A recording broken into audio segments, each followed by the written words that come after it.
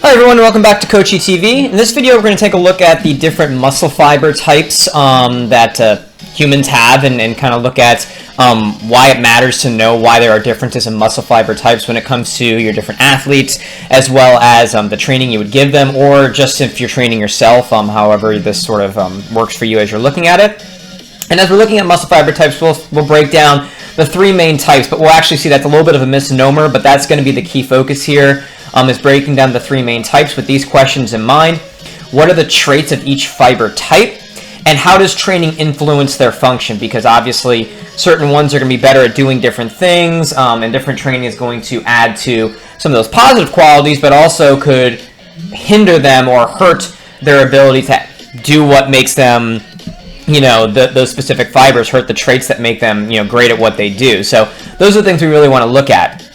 The picture that you're seeing here are members of the Wharton Girls 4x800 meter relay team. Wharton is the school that I work at.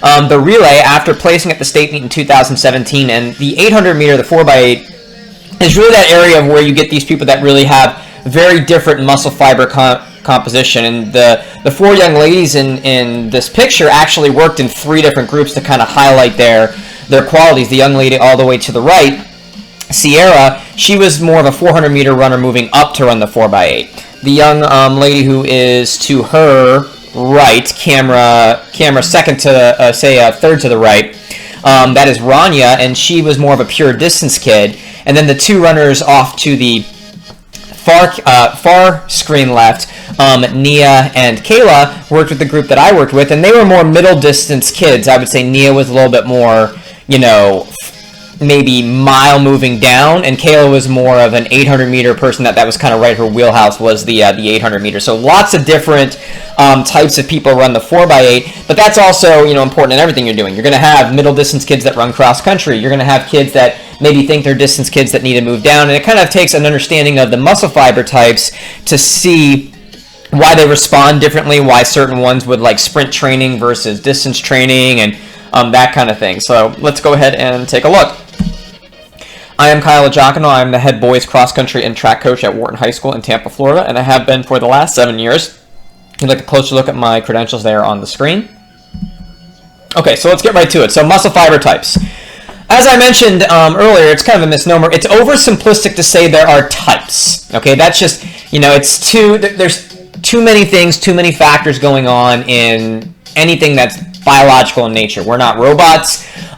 We don't follow, real set formulas or anything like that. So it's just too simplistic to say that there are actual types, okay? Or in reality, there are thousands of muscle fiber types if you were to actually say that, with varying levels of each of the traits that we're going to talk about here. So it's just, there's variations of it. So when I talk about, for the sake of the understanding there being three main types, just realize that's not necessarily true. There are ones that are all in between. Very few fit perfectly with these three types, but it's close enough to get an idea that most of the ones that are one type or close to it fit these basic parameters and that kind of thing. So, but again, that's why the art of coaching is there, is to kind of figure out what makes either you or the athletes you're training kind of work in the fiber types is really important to that, because you're born with your muscle fiber types. You can't change that genetic makeup of how many of each of these three, as we said, there's not really three, but basically these three main types are involved. You can only kind of add to or accentuate what makes them great. There's one type that can kind of respond to different types of training. So just kind of keep that in mind. We are definitely oversimplifying this by saying there are three main types, but there's no real way to otherwise understand this just because there's so many thousands of different actual fiber types. But in general, one of these types is slow twitch. These are typically smaller muscle fiber types with smaller nerve fibers for signaling movement. So slow twitch or move or contract slowly, so they don't have to be as big because they don't create as much contractile force. They don't produce as much power, for lack of a better term. And because of that, they don't need as large nerve endings to have the signals come through faster, because they twitch slower, so they don't need that structure. So that's one of the things with slow twitch fibers. They're also very highly aerobic. We've talked about previously, and I'll put a description in the description down below. I'll put a video on aerobic workout paces, the summary of them. I would really take a look at that. Some of the things we're going to talk about here will build on that. But it makes a lot of sense, because aerobic energy production is much slower to actually have happen. Well, also, if you watch that video, you'll find that it's also much more economical with the fuel source, but it makes sense that a slow twitch fiber is going to be aerobic. That energy system is much slower at producing ATP, but it's also producing more for the fuel used. Also, if you were to look at them, they would appear red. Makes sense because they're highly aerobic. They have a lot of blood vessels that go through them, which makes sense because they're aerobic. They have the ability to use oxygen, so they're going to look more red because obviously blood is red. The hemoglobin or the iron that's on them carrying the oxygen. So they actually do appear to be red when actually looked at, however you would view them. Also, they have a lot of mitochondria. This makes sense. This is what produces the energy aerobically. And also, not surprising, they have a lot of aerobic enzymes because they are allowing the mitochondria to make energy aerobically. And we'll go to the other extreme. We've got fast twitch glycolytic, commonly called fast twitch X, and I'll probably call it more just for the sake of saving that space. Fast twitch X, it's the same thing. They are very fast in producing energy glycolytically, or that anaerobic energy system that produces acid. These are typically the largest of the muscle fiber types, of the three main, again, quote-unquote types. And they have very well-developed nerve fibers. So slow twitch fibers, they're very small. These ones have a lot and very well-developed nerve fibers for rapid signaling of movement. These are very fast. They're the fastest at contracting, and they produce a lot of force because of it, so they need well-developed nerve fibers in them to send that signal from the brain through the entire central nervous system, through your spinal column, and then out to the peripheral nervous system. So it makes perfect sense that they would have a lot of nerve fibers for this rapid signaling, and then being larger, they can produce more power. They're not aerobic. Again, not surprising. They're the exact opposite of slow twitch. They actually appear white if you actually view them, or, definitely not red, because they're going to have fewer, capillaries going through them carrying blood, because they're not going to do anything with it. So it doesn't make sense for your body to send the blood in a large amount to these muscle fibers. They obviously still need blood in some capacity to, move out waste products and things like that. And they do have some of these other things, like they do have some mitochondria. They can produce energy aerobically too, obviously, because again, we talk about there being variations in all of these, but they're not going to need as much. They're going to appear more white when viewed. They're also going to have lots of anaerobic enzymes. Again, that's not surprising. Just like the slow twitch have a lot of aerobic enzymes because they're highly aerobic. These ones are highly anaerobic or don't need oxygen, so they're going to have a lot of enzymes for producing energy without oxygen. And they're going to have few mitochondria. They will have mitochondria, though. That's, again, as I mentioned previously, they're going to have some, just obviously not as much as the slow twitch fibers would. And then somewhere in the middle, we have this third type, which are called fast twitch oxidative, which basically means they work quickly like the fast twitch X, but they do have some aerobic or oxidative properties. They can use oxygen. So they're sort of right in the middle. They're more medium. They're kind of in between the size of the two, with somewhat well-developed nerve fibers because they are quicker than slow twitch, not quite as quick as fast twitch X for signaling these movement patterns. And they take on the characteristics of the training they receive. If they get a lot of aerobic training, they're going to be more oxidative. If they get more anaerobic, especially anaerobic glycolytic training, they are going to act much more like these fast twitch X type fibers. So they're sort of in between. You're not going to really change, your slow twitch fibers. You've got a percentage of slow twitch fibers, or again, as we talked about, if you're going to make it as simple as types in your body. Fast twitch glycolytic, same thing. You've got those. You can only accentuate the characteristics of those. It's the fast twitch oxidative that you can kind of move either way, right? You can move to act more like fast twitch or slow twitch, fast twitch X, that is. So that's kind of the area. This is what we can really play with specific training. And this is why I say, for example, your 4x8 or your middle distance kids are going to need kind of different things depending on what event you're getting them ready for and where their other areas of muscle fiber percentages kind of come into play. So just keep that in mind. Slow twitch are always going to be slow twitch. Okay, we can make them better at what they do, but they're never going to act like fast twitch. Same thing, fast twitch X are always going to be fast twitch X. We can only make them better at what makes them strong. This is sort of where you can change things as you're actually doing it. So this is really where a lot of the importance comes from selecting your training, because again, these take on the characteristics of the training they receive. Okay, so I want to talk a little bit about some of the things that make these cells important, and we'll talk about the training afterwards. So essentially, one of the key factors in what makes cells sort of important and when they produce energy is how they deal with acid, okay? So we're going to talk about in this slide is called intercellular acid shuttling, okay? Every cell has the capacity to do this, just different ones, and it'll make sense, obviously, as you just give it as the information comes on the screen, it'll make sense pretty easily how this actually works, and it sort of involves mitochondria and the muscle fiber. Again, just for sort of generic speaking, we're just calling this a muscle fiber. We're not going to call this any of the three types because all of them do this intracellular acid shuttling. We already probably know that anaerobic glycolytic work is what produces acid. The acid is going to be represented by the H+ ions. We've talked about previously lactic acid in your body stays there for about a quarter second, and then your body splits the lactate off. It goes to your liver, and it can be produced into more fuel or stored glucose called glycogen. This is what really causes the problem. It's a very small molecule. It's these hydrogen ions that are bouncing around. In the video that's in the description down below about aerobic pace summaries, we talk about in detail how the mitochondria use these for their own energy production or aerobic energy production in something called the electron transport chain, which I'll show you in 1 second.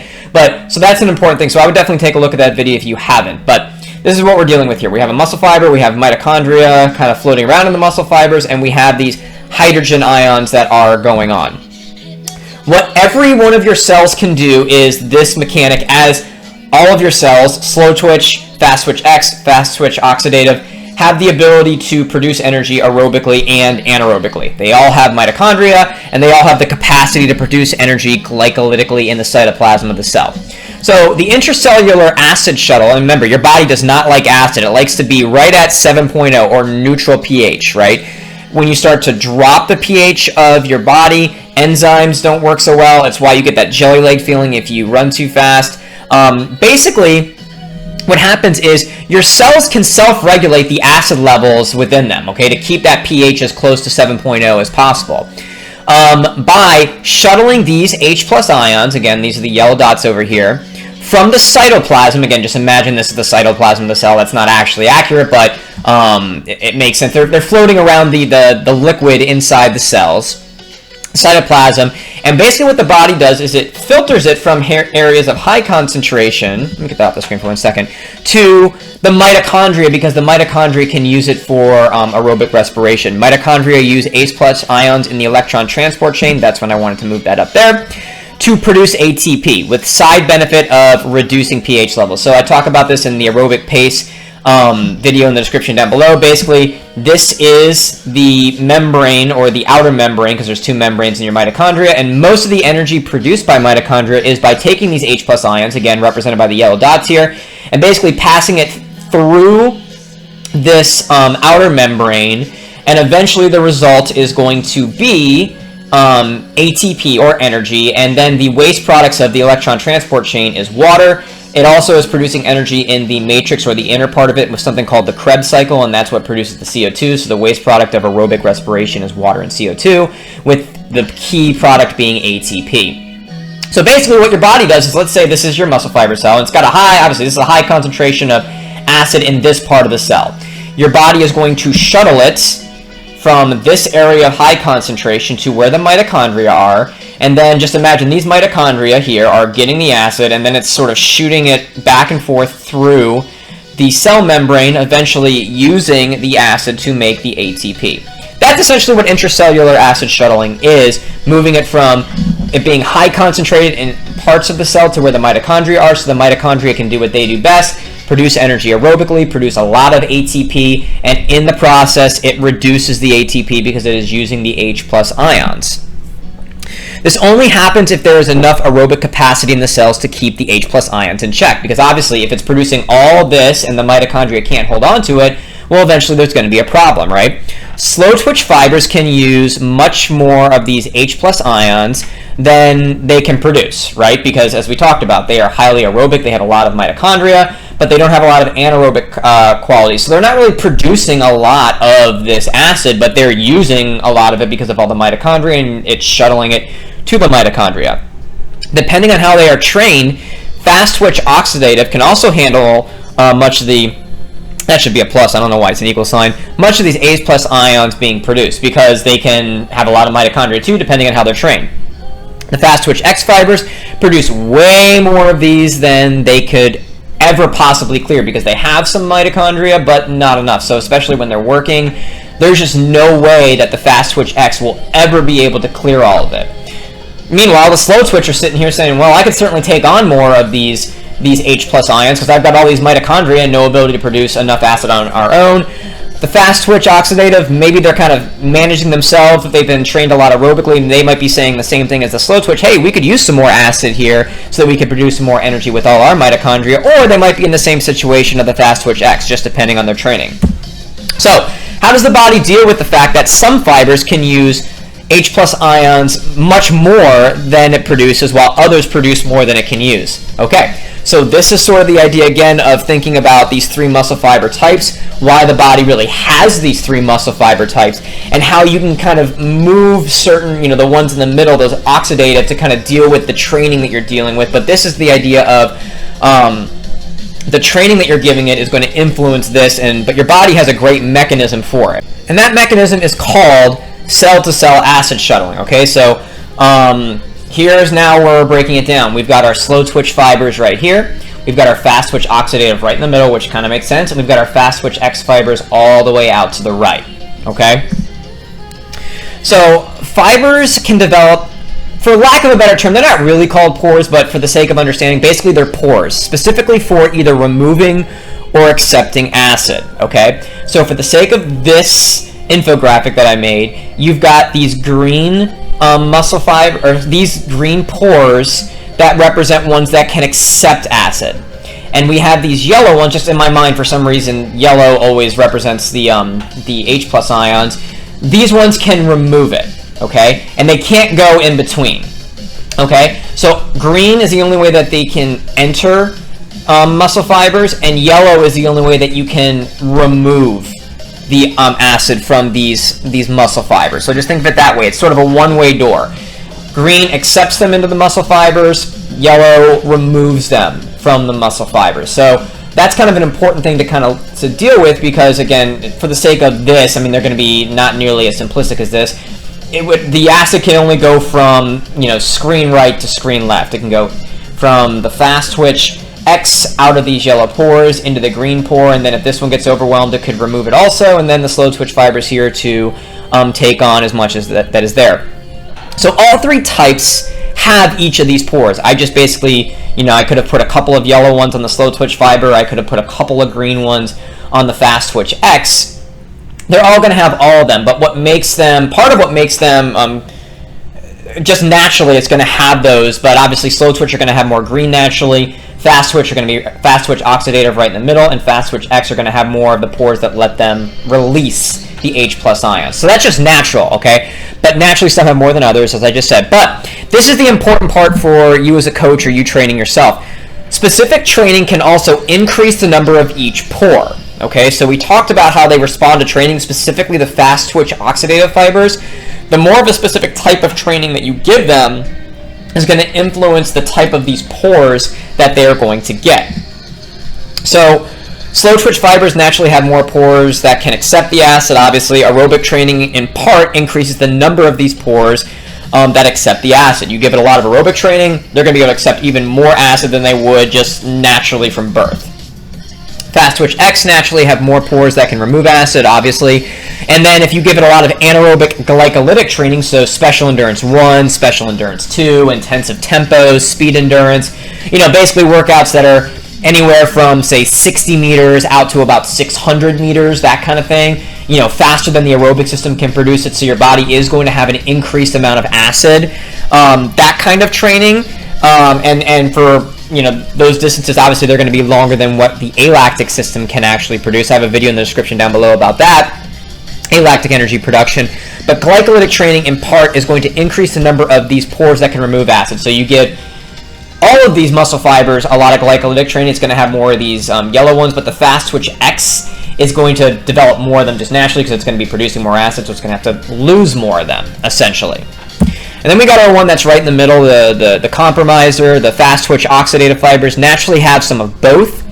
And again, all of them have some of them, but pretty much more like right in the middle for these ones, even before they get any training. And if you give them aerobic training, especially lactic threshold training, I talked about this in the tempo video, I'll put it in the description down below. If you run at tempo pace, or what's called lactic threshold, 85% VO2 max, that is the specific pace that makes fast twitch oxidative act more like slow twitch, because they're going to get a ton of aerobic capacity in them. They're going to get more mitochondria and all the other things, but they're also going to get a lot more of these green pores that are going to be accepting a lot more of the acid. They're going to be able to use more energy aerobically. More mitochondria are going to be needed. So it's kind of it kind of becomes a circle. It becomes better at it, so your body accepts more acid. It accepts more acid, so it can produce more energy with the mitochondria. So it's just sort of like a circle with these ones. And so that greatly increases the number of these pores that accept the acid. It obviously does more than just increase these pores, but that's one of the training effects. You give it the anaerobic glycolytic training, like I said, special 1, special 2, speed endurance, intensive tempo, extensive tempo, all of those, and these are going to act much more like the fast twitch X, and it's going to produce more of the pores that remove acid from the training, because it's going to be developing a lot more acid, and it's going to have to remove it and give more of the burden to the slow twitch fibers. So that's the mechanism your body uses, the cell-to-cell acid shuttling. So basically you have to kind of understand what kind of athlete are you, or who you're training, where do they kind of fit in terms of this muscle fiber composition, and the only way to know that is from just seeing them handle different workout types. And do you have to make adjustments specifically to the way the fast twitch oxidative fibers are acting? What traits are they showing based on the training you're giving them? If you have an 800 meter runner that just needs to get faster, they're just not able to get a lot of energy anaerobically, their lap splits, they're out of the race before they can even get into it, then you might need to recruit some more of these fast twitch oxidative fibers with some glycolytic training. Conversely, if you have somebody that just goes out, all out, and then they're just gassed for the second lap and they just get passed by the world at the end, you might need to try and get some of these fast twitch oxidative to handle some of the aerobic capacity so that they don't have that big fatigue, because that fatigue at the end is not the problem with necessarily the aerobic system. It's the fact that, if you see those kids that go out, say if it's a boy, and they go out in, 57, and then the second lap is 67 or 70, and they're just so much slower on the second lap, that jelly-legged feeling they get, that the arms are just windmilling, they've got nothing, they can't produce any energy. It's because their muscles are just full of acid. They can't get it out quickly enough, and they don't have enough slow twitch or fast twitch oxidative acting like slow twitch to use the H+ ions, so that fatigue just will not get out of their legs. So that's kind of the idea as you're looking at it, and that goes for all of your different races. You can see the same thing in your 5K. If kids are getting to the end and they're not there, they might need more tempo workouts, or whatever it is that you kind of see makes sense for what their actual need is. Maybe you have a kid that needs to drop down for the 4x4 or whatever. It's just really sort of understanding how can we influence the characteristics of these fast twitch oxidative fibers. Your other workouts, your long runs, your recovery runs, your other workouts are always going to make these ones better, what makes them great. And then your faster type workouts are always going to make fast twitch X better, what makes them great.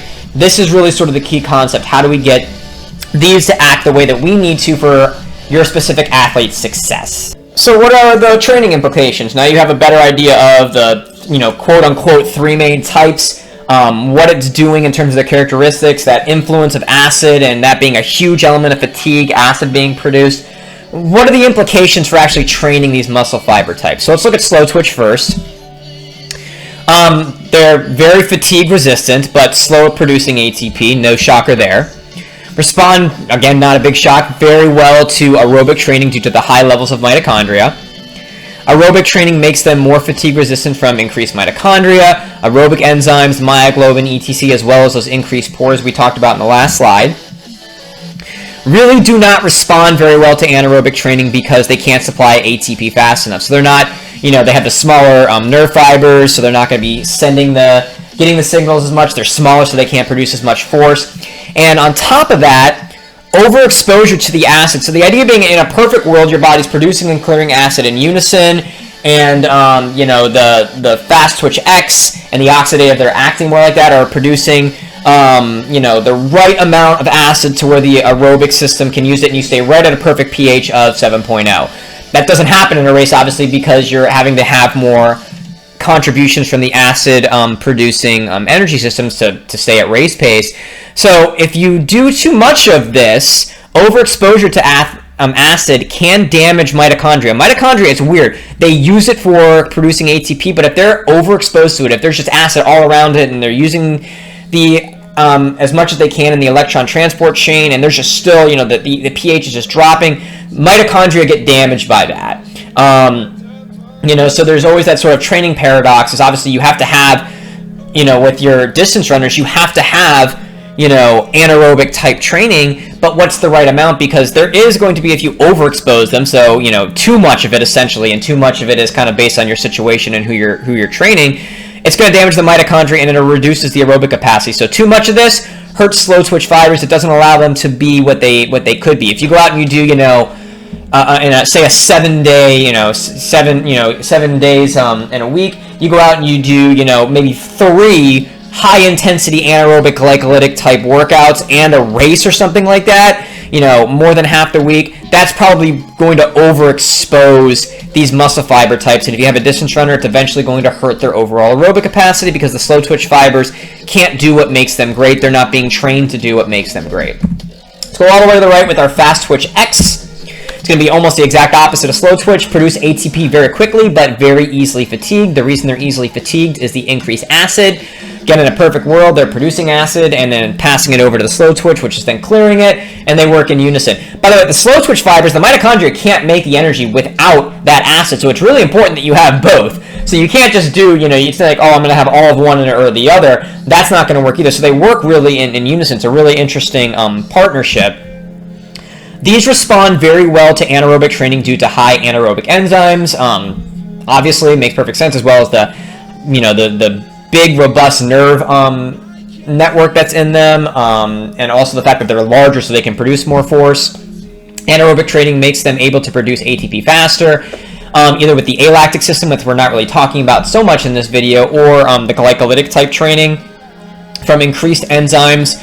And, also one of the things that I'm not going to really bring up in this because we're not, I don't want to get too technical. And also, as making this video, I've been, we're in the part of the year where we're doing cross-country summer type training. So a little bit later in the year, I'll talk about some that talk about acid and how your body can actually buffer that in terms of storing some things. But the training is also going to allow those muscles to have agents that are going to neutralize some of that acid. So instead of just passing them all to slow twitch, they can actually neutralize some of the acid too. Not all of it, but it can kind of help you get through some of the training and hopefully get through all of the race, as well as, having those pores to remove some of the acid also.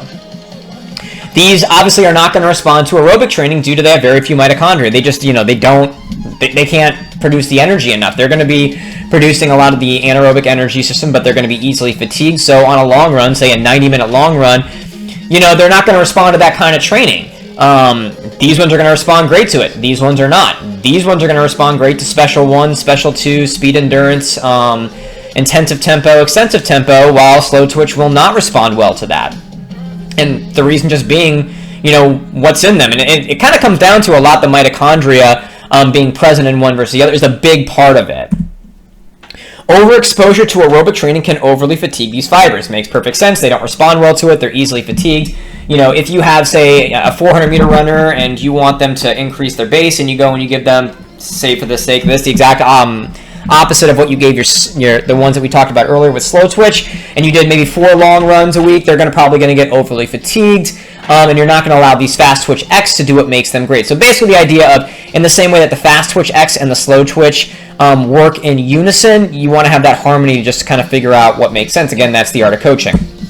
All right, fast twitch oxidative, those ones that are right in the middle, the great compromisers that kind of work in between depending on how the training is, act depending upon the training they are given. Aerobic training, especially at lactic threshold, as we talked before, increase their aerobic capacity due to increased mitochondria, aerobic enzymes, and those pores that can accept those H+ ions.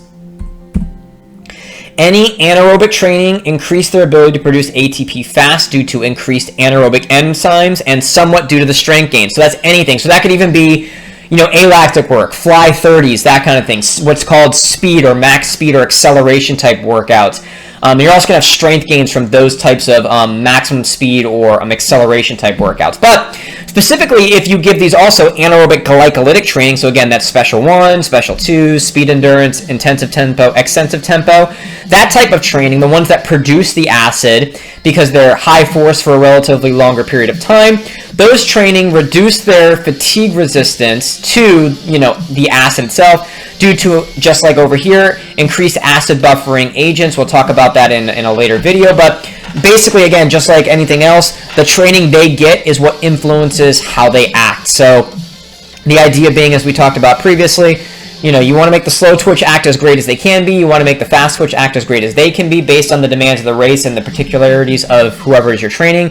And then this is where you get to kind of, you get to really sort of change some of the characteristics, for lack of a better term, to make them better at whatever, race they're going for in the training scheme that you're putting somebody through, either yourself or the team you're training. So let's go ahead and wrap up this video with some key points. It's not technically true to say that there are 3 muscle fiber types. That is way too overly simplistic for anything biological to say that, there's only 3 types of almost anything.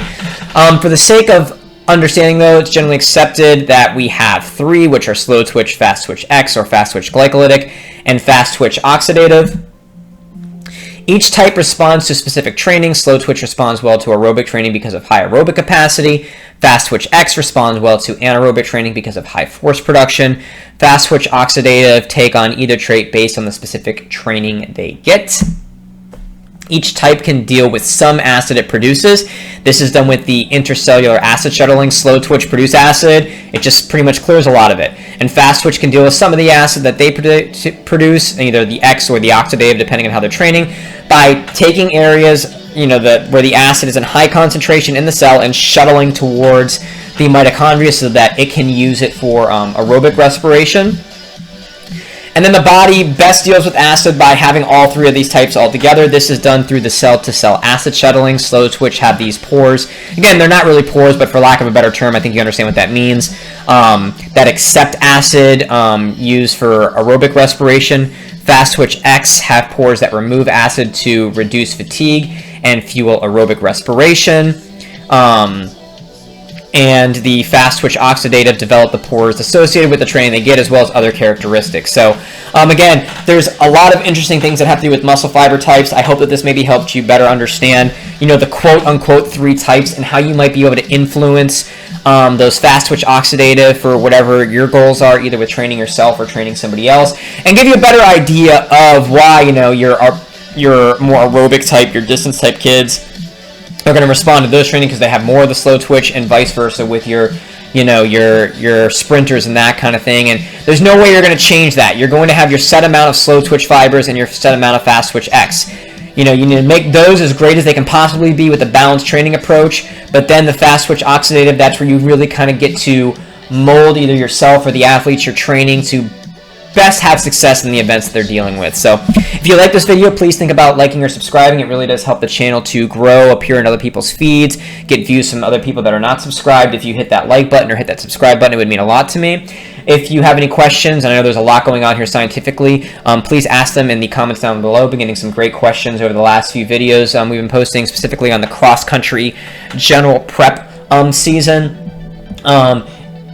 Questions, comments, whatever. I have some videos in the description down below, as I mentioned, on the alactic energy system, on aerobic respiration, on tempo workouts, a few others I'll throw down there that might be helpful for you, that might kind of as a jumping off point from watching this presentation. And after this, I'm going to take a look at going to specific prep. I did a whole video series on cross-country general prep, and now I want to look at specific prep, which you would probably be doing about 2 months from now. It's currently toward the beginning of June, and it's more like August timeframe when you would be looking to shift the workouts to specifically train for cross-country, the cross-country season. So I'll just kind of look at the entire specific preparation phase, what you're trying to do, how to break it up, and then I'll go through just like I did with cross-country and look at the specific workout types, starting with the first one being medium hill intervals that are actually going to start at the end of your cross-country general preparation phase. So please stay tuned to those in the next couple days, and until next time, this has been Coachy TV.